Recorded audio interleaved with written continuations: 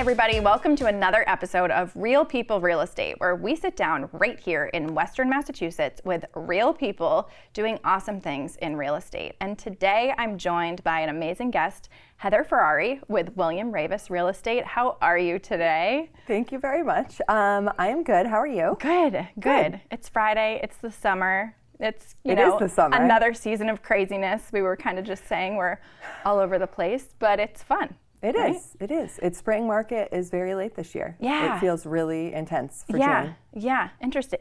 Let's dive into that. So you have been in Amherst off and on, grew up here, right? Came back. So expert positioning really as a Amherst real estate agent and also Greater Western Mass. But you mentioned spring market and that it's later. So what do you mean by that? So typically we see spring market in Amherst and Western Mass starting, I would say February, March, when we have more of a mild winter. I was going to say when the snow melts. Yeah, when people want to go outside. This year, it just, and who knows, there's so many factors to the real estate market. We are in such an academic calendar here in Western Mass because of the colleges, a lot of families, things like that. People want to be in place for school years. For the school, year to start. So yeah, it was kind of slow. Yeah. And then all of a sudden in mid-May, which tends to be a little quieter because people are distracted with graduations right. and Mother's Day and all the things in May. And then June, it's just like nonstop phone calls. We need to get our house on the market. And it's a lot of people who are like moving very quickly. Yeah. So it's interesting. It's funny how the snow impacts things. It you is. think we're all used to it living here, right? Right. But this was a big winter, Yeah. more than we normally have. Yeah. And then, the so many things are into play, as you know, being in your line of the field too, like of why how the market is affected, either with interest rates or weather or economy or politically, there's so many different factors. There's a lot going on. Yeah, absolutely. But it is a busy June. Well, hey, for everybody. That's a good thing. Yeah, that's a good thing. So, so you born and raised in Amherst, correct? And your family had a restaurant?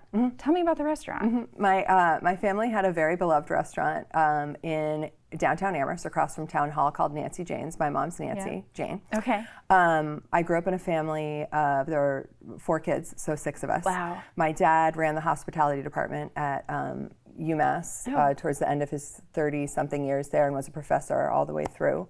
So a lot of food, restaurant people in my life, and education. Yep. A lot of my siblings are, 2 of my siblings are in education. My dad and my mom but she was more of a stay-at-home mom, part-time work, lots of volunteering for the older 2 kids. But when it came time for me and my brother, because there's big age spans between us, she opened a restaurant. Wow. So that was a really interesting way to grow up. Yeah. Like your mom picking you up in a catering van from school, in middle school, and you're like, this is so embarrassing. Yeah. And we all worked since we were 12. I was going to ask if you did you work in that business? Yes, very early on. Okay. And so that experience just was really amazing, working with my family, and also just getting really entrenched in Amherst and knowing these people are, here to look at Amherst College, or there's a UMass graduation day, and just getting really involved with the community, of the whole community, townies, everything. And so why I bring this, you brought it up, but what's interesting is in all of my appointments, 90% of them, a lot of the people that end up calling me is not necessarily someone I know, but someone who maybe recommended me. Some connection. And then at some point, I'll say my maiden last name, which is Latuka, and be like, and my family had Nancy Jane's restaurant. And they will go on and on about the restaurant. And my mom is in her 80s now, so I get to tell her these things, and it brings her a lot of joy, because that was a really important part of their life. Yeah.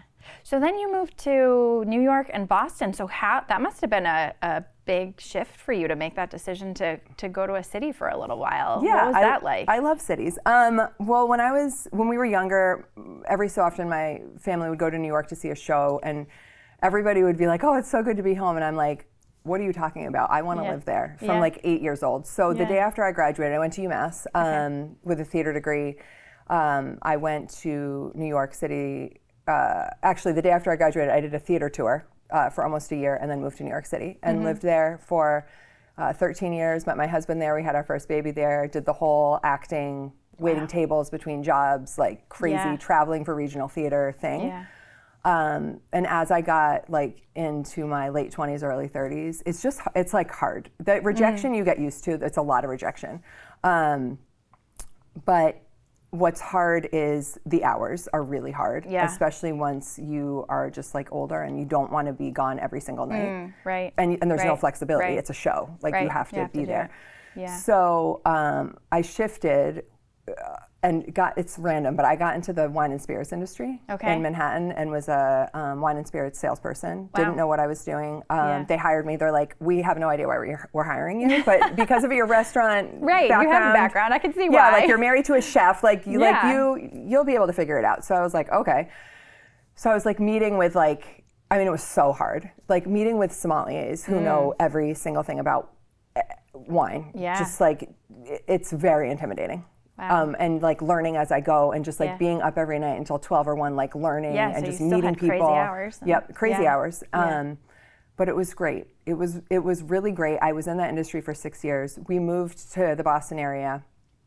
Was that you were still in the wine? I was still in the wine. Industry. Yep. Okay. And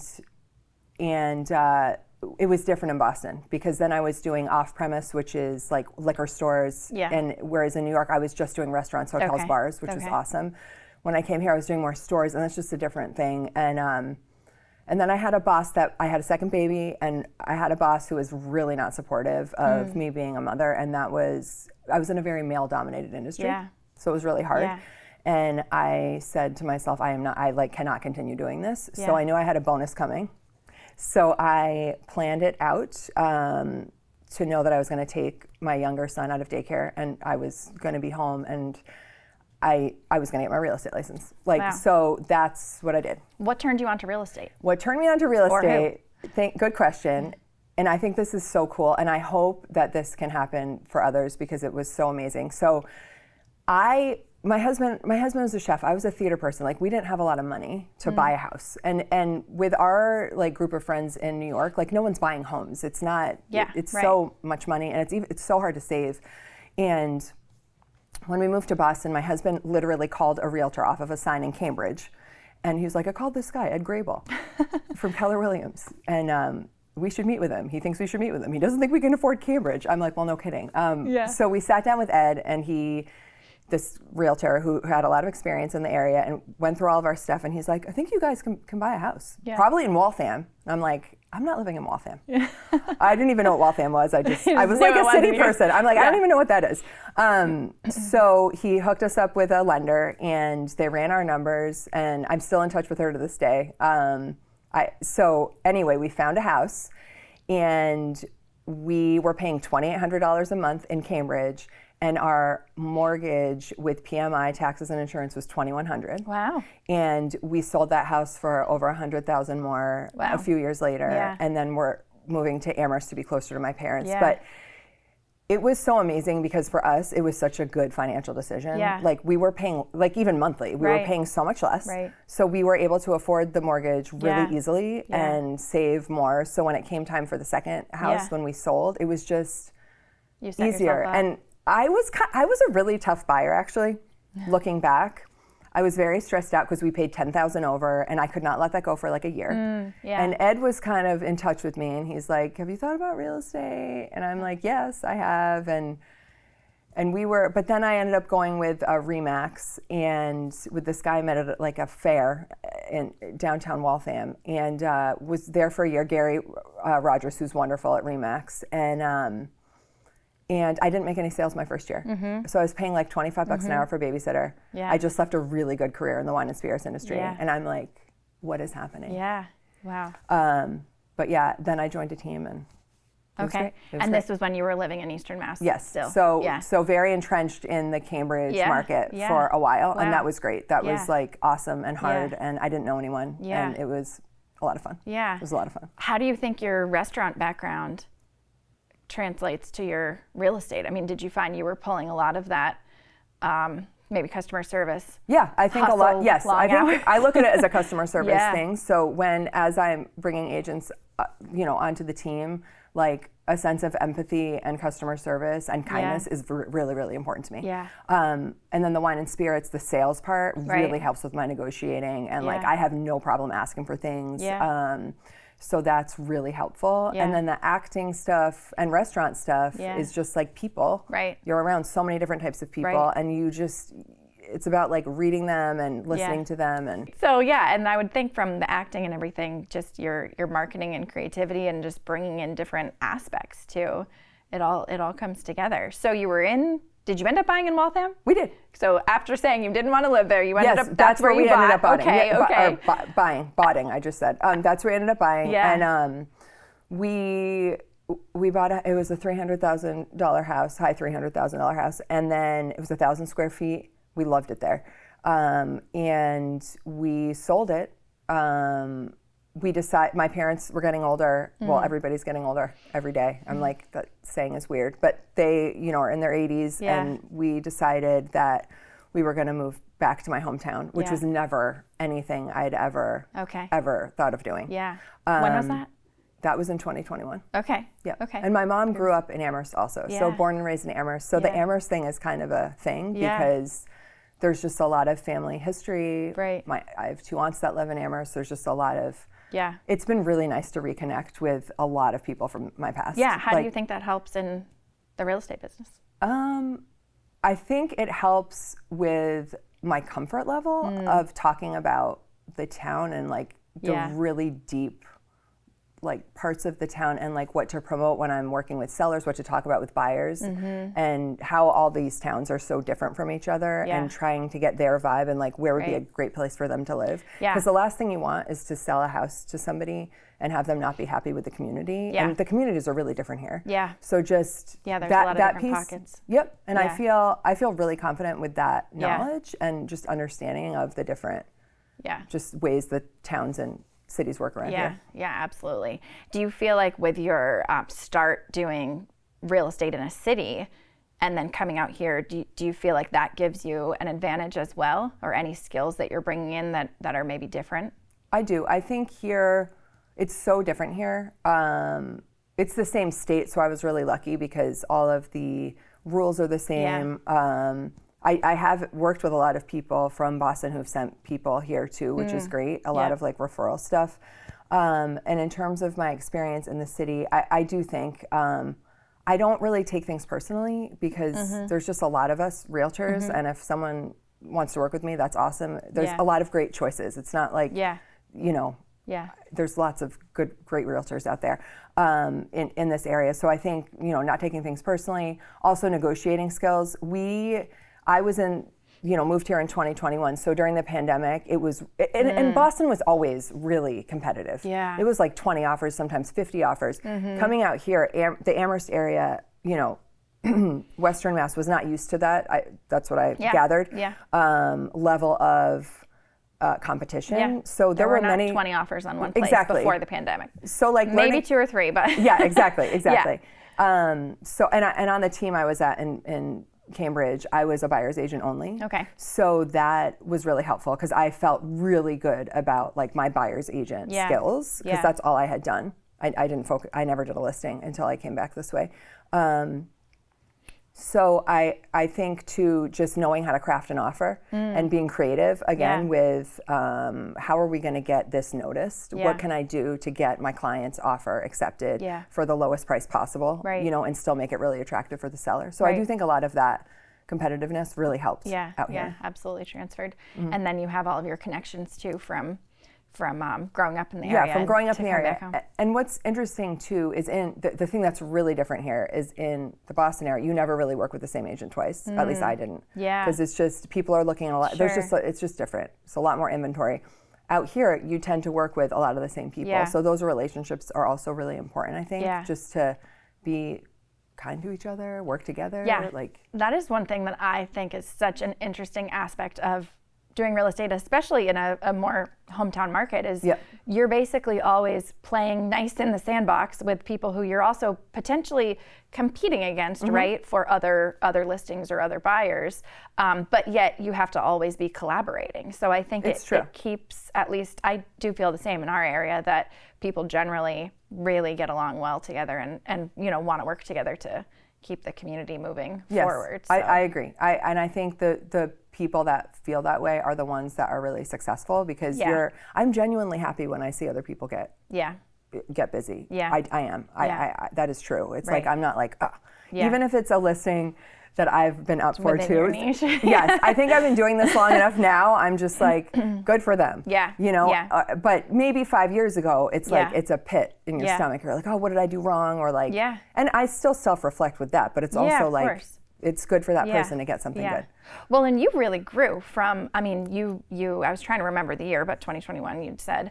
And I think even though you're from here, it still takes a lot to work your way into a small market as well. Very much so. Very much. And I was a buyer here. Yeah. Okay. In 2021, meeting all the agents. I was a stressed out buyer. Yeah. And my husband was a really tough client. Like we were like losing out on offers. You're and your I best would call test him. Case. I know. And I'm like, we didn't get it. And he's like, what? Yeah. And I'm like, honey, we didn't get the offer. Yeah. There was a higher offer than ours. Right. And I'm like, how do I I'm like, can you please stop making me feel worse about this? Yeah, You're my client, you're also my husband, and also this is hard for me. Okay, so you came in for your own house here, representing yourself. Yes, as we're moving. Yeah. And now I'm like looking and meeting all these agents and being like, I'm a great buyer and also an awesome agent, but do you even want me in this market? I have no idea.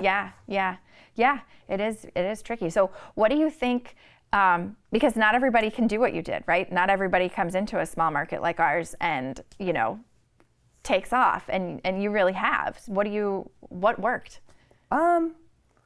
I mean, I think I'm really fortunate. Like, I think I tend to have a lot of really great clients. I do. Like, when I look at who I've been able to meet and work with over the past 5 years, I feel really, really lucky. Yeah. So I get a lot of the business comes in through referrals. I also think I've been really lucky to have listings in really good places where my sign is seen a lot. So I do get a lot of calls from signs, which I never knew was going to be that piece of it. I mean, 75% of my business the first year I started being busy was open houses. Yeah. That's like, so doesn't happen now. Yeah. Like, it's weird. That's not where the business is coming from. So I think, I don't know, I'm not a realtor that is going to, this is not all I want to talk about. Like when I'm at my kids' sports games and stuff, like I really am there to like watch my kids. Yeah. And I've talked to other agents who are like, you're at the best stage of your life. Like, I was making deals on the sidelines, and I'm like, I don't really want to do that. That's I like to. As you know, you can't really turn it off in this industry. Yeah. I am kind of always available. But sometimes I noticed someone the other day was like, we don't have to talk about this anymore. I'm like, no, it's fine. Yeah. Just a couple more minutes, and then like, but I can't. It's just. Well, it's a lifestyle type career. Yeah. But I think boundaries sometimes attract your tribe, right? They say about Yeah, that's true. Exactly. I mean, I think there's certain. That's so true. And you want to work with people who you want to work with, right? And you want them to work with you. So I think that, even though maybe you're saying, I don't want to talk about real estate on the sidelines, maybe they don't want to either, right? I think that's an important piece of the puzzle. So that's such a good point. Yeah. I feel like you do attract your tribe, and I think that when you're first starting out, it's really hard. Like, I remember how I used to work the first few years. You're just no any little anyone that calls you, you're like running. And I'm like, I cannot believe. Like, I think the boundaries come naturally. Also, like, not getting so emotionally. I remember I've never had a sleeping issue, but the first listing I had in Amherst was a big downtown listing that I was like, I can't believe they chose me. Like, I knew the other realtors I was up against, and we just really connected. And they're still clients of mine. They're awesome. But it was funny. We were not seeing eye to eye on the pricing. And I could not sleep the night before I listed it. I was like, oh my gosh, did I steer them the wrong way? I even brought Jerry Jones in to meet with them a second time. And he was like, no, you're spot on with the pricing. And I'm like, it was just, but now it's like, I know what I'm doing. Yeah. I'm listening to their needs. Right. This is what I think. Yeah. We're working together, and then the market's going to tell us. Yeah. It's and sometimes mistakes are made. Right. But pricing, I feel like, Yeah, that's a hard part of the You job. can trust your process. Yeah, yes, Yeah. yeah. Yeah. And that comes with experience. It does. Sure, It right? does. And the more you do it, yeah, And a shifting absolutely. market's challenging because you're looking at comps and you're like, okay, and we have a lot of inventory right now. Yeah, I was just going to ask, what do you think is the biggest challenge right now? I think the biggest challenge right now is pricing, and also like the condition of a house. The homes that are in really good, and not just house, condos too, multifamilies, whatever. Condition is really important. So if you're at a certain price point, whatever that is in the spectrum of pricing, your property needs to look a certain way for you to get this price. Yeah. If not, we can price it lower if we can't do those Sure. things to make it look that way. But I think that's hard right now. Yeah. And the very high end can sometimes be challenging. Although last year it was in Amherst, but it was really booming in Northampton. Interesting. This year, Amherst, the higher end is actually moving. It's like the over $1 million stuff. Yeah. So yeah. it's interesting. Yeah, and that goes back to just how each town is kind of So its different. own little area out here with a completely Yes. different market. They're like micro markets. They within. are. They really are. And that's why, and even like what's so great about a lot of the realtors here, it's like, yes, I sell in East Hampton. I've had listings in East Hampton, but obviously if you look at different realtors, you know, what they're doing, some of us tend to be in very similar towns a lot. Amherst being mine. So East Hampton, when I'm trying to figure out pricing, and then I may have not been in all those East Hampton properties when they were in the market, right? Yeah. Or I don't know how many offers they got. Right. So there's agents I can call who are not even in my brokerage that I can call and be like, hey, can you help me out with this? And then they call me for Amherst stuff too. It's great. And I'm happy to tell them. Yeah. It's like, oh, I have some intel on that one, what happened Yeah. with that, and then we can help each other, which Yeah. is nice because they are real like micro markets. Yeah. Well, that's great. It's another example of collaboration, which is huge. So if you were going to give a buyer advice in this market, what would it be? In this market right now? Today, if someone called you and said, I want to look at a house this weekend. Okay, I would say, what is your timeline like right now? Because we are in the most competitive time of the market right now. Yeah. So you have to move very quickly. And I don't know if you're someone that is looking to move really quick, or if you don't want any kind of pressure, multiple offer situation. I just had new prospective clients, buyers reach out last week, and in the email they had said that they don't want to be in a bidding war. So like, we'll have a conversation about that. Yeah. Like bidding wars right now are very common, Right. but if you wait a little bit longer, typically we don't see that as much July and August around the holidays. Yeah. You know, it's house specific or Sure. property specific, but I would say that, and to be very prepared, you need to have your pre-approval set. Yeah. I know a lot of people start looking at homes before they have a pre-approval, but they need a pre-approval. Because that's the fun part, right? I Looking know. at the houses. Of course. Not crunching well, the some number. people like it as a hobby 3 Right. years later. And Right, I'm like, okay, exactly. everybody, like Right. this is a lot. Oh yeah, scrolling at 3 a.m. through the property. I'm just like, yes. So get your pre-approval, or your proof of funds needs to be like ready. Solid. And then not looking at house, this is a hard conversation sometimes to have with people because I don't want them to take it the wrong way, but not seeing properties that are over your budget or close to the top of what you want to spend. Because let's just let that house or whatever sit for a while instead of looking at it right away. Because we don't want to get into a situation, first of all, where you're now comparing houses to a house that's out of your reach. Yeah. Right. You know, I Right. don't like that. It's not, it happens a lot. Yeah. Where yeah, people will do yeah. that and they're like, but remember that one? Yeah. And I'm like, that was $100,000 Right. over your budget. Right. Right. Like that That's a great wasn't, point. Yeah, Yeah. I don't, and it's not, I always say too, it's not a waste of my time. This is what I do. I'm seeing homes Right. all the time. Right. But it's not really a good, it's not a good process. It's not a good way to kind of educate yourself on the market for the buyer. And also that comparison thing is not good. You're protecting their psyche basically by doing Yeah, that, which I is am. huge. I try. Yeah. That's a good way to look at it. I like that. Own Wow, that. protecting a psyche. That's pretty good. Well, really, I think that the real estate side or the realtor side of the puzzle, you get into so much more of the psychological side of it too. We do. There's a lot of people that are part of a real estate transaction. There's the lender, there's the attorney, there's the home inspector, the brokerage. And the real estate agent is typically the one who spends the most time with them, of course, because it can take a very long time to find a home. You're in homes, you're talking about their life. In confined spaces, in the car, in the house. Right, exactly. We're in spaces like, this is where, like yesterday, someone said to me, oh, just want you to know, my husband and I don't sleep in the same room, so we really need two really good bedrooms. All their details. Right, I know every little thing about everybody's life. And when other people start coming in to the transaction, like the home inspector or the attorney that haven't had that, or someone's going through a divorce, or they just had a really horrific death in their family, and it's like, wow, they're a little moody. It's like, well, yeah, they are. They are moody. They're going through a really hard time. Right. So I think, yes, you do learn a lot, and it's good. It's good to.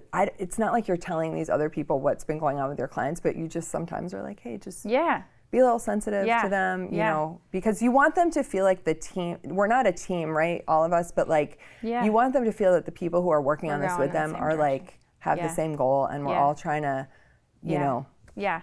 You mentioned that in your bio, actually, that oftentimes you're helping people through, of course, a big milestone, right? Some change, or buying a house, I mean, is the milestone. Do you have any success stories, anything that stands out in your mind that was a time where you felt maybe like you really advocated for someone or kind of had their best interest in mind? And I think actually the closing I had this week in East Hampton was, we've been looking for, so this was a family who was in one town, and they changed schools to a private school out this way. And so we've been looking for a while because they love their house that they're in now. So we've been looking for a couple of years for like the perfect place that was in walking distance of this new school. Yeah. And it needed to be a certain thing. So we were trying everything because nothing was coming on the market. I was doing a lot of social media posting, talking about them, phone calls. And then we did rounds of letters. So finally I was like, can you send me a list of like houses that pique your interest? Just take a drive around, send me a spreadsheet. And so we made a letter that said, I have great clients, and I've done this before. I have great clients who like your house. It was very like house specific. Yeah. And if you're ever thinking of selling, let us know. So it was funny.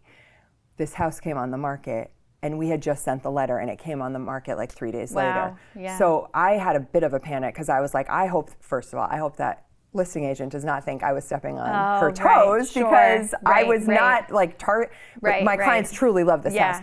So it was a multiple offer type situation. And when the offers were presented, the sellers were like, are these the people? We know that, because it's Heather. Is that the same people? And she was like, yes. And they're like, they love your house. And so they got it, and they closed yesterday. So I feel like awesome. Just, good. The little things like that bring a lot of happiness. Or my other one was selling a house this year for $125,000 in Irving. Wow. I worked with someone who had a smaller budget for the area and bought a home in a nice area with a yard for $125,000 here. Yeah.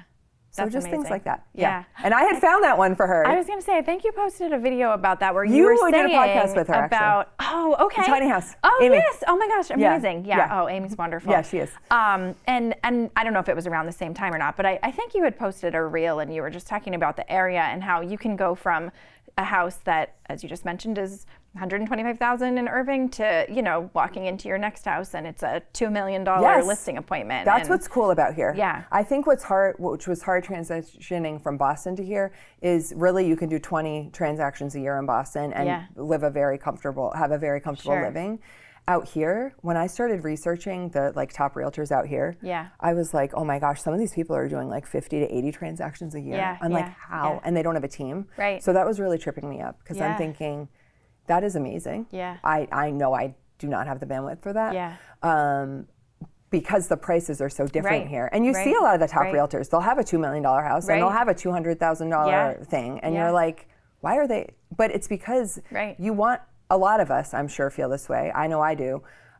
I get a lot of joy and satisfaction out of working with people at a lot of different times of their lives, and also financial situations. Like the 125 was really exciting for me this year. Right. That was great. That's and it's a huge also find. awesome to sell really high-end houses too, and Yeah. maybe they bought it for less than that and fixed it Right. up, and now they've really built a lot of equity, Right. and that's They their have their retirement success story. plan. Yeah, that's huge. So Yeah, that's awesome. Well, as we wrap up, when you think about Amherst, anything that you want our listeners and viewers to know as far as like the best coffee spots, shops, anyone you want to give a gosh. shout out to? Oh. What are your like must-haves if someone were to call you and say, I want to tour Amherst? Where would you tell them to check out?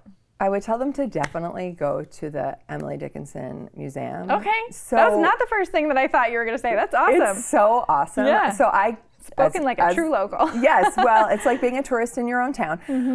I had never gone there growing up. Yeah. So the first time I went was last year, and I've been 3 times. They do guided tours. Wow. You get a different tour guide every time. They are Yeah. so entrenched in the knowledge of Emily Dickinson and the family, and it's so That's awesome. And now the Evergreens is open, which Yeah.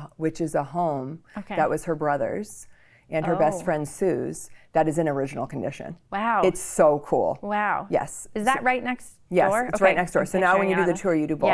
Yeah. We have really great coffee shops. I love Share Coffee, which we also have in Northampton. Do they Yep. have another location? I can't remember. I don't know. I think they might. And Amherst Coffee. And Yeah. Amherst Coffee has great cocktails. Yeah. And we are local. It's kind of funny, but my husband's a culinary teacher, Yeah. but former chef. So we really like food. And we like Protocol. Oh, Protocol's yeah, great. That's like fun. our local spot with the boys. And I'm Yeah. like, Yeah. yeah, this is a little fancy, but Yeah. it's Why not? nice. It's not fancy. You gotta it's teach 'em just, right. Yeah. And just walking around downtown, we have so many great shops. The Toy Box, Xana. There's so many wonderful shops, and you Yeah. can just the Amherst Common has been reimagined. They took some of the parking away, which upset some people, but it's beautiful there now. And it was originally designed by the same person who designed Central Park. Oh, wow. In New York City. Okay. Yeah. Fun fact. I didn't know Yeah, that. and there's lots of live music outside in Amherst. Our farmers Amazing. market is awesome on Yeah. Saturdays. It's a really special farmers market. And last thing, you can eat in the dining commons at UMass. UMass. At UMass, and we go there, and you can. And it's hilarious. I'm like alumni, because I think you get a little discount if you're a UMass alum. Okay. Yep. I always try for discounts and coupons. And it's they have all a you can sushi eat, bar, right? Yeah. and it's all you can eat. So, So it's what great with could the be kids. better? The kids love it. They're closed right now. How do I know this? I do. Until June 15th. But, Okay. Yeah. Good to know. Well, our viewers and listeners have their entire weekend plan now to I go to know, it's Amherst true. and do the whole thing.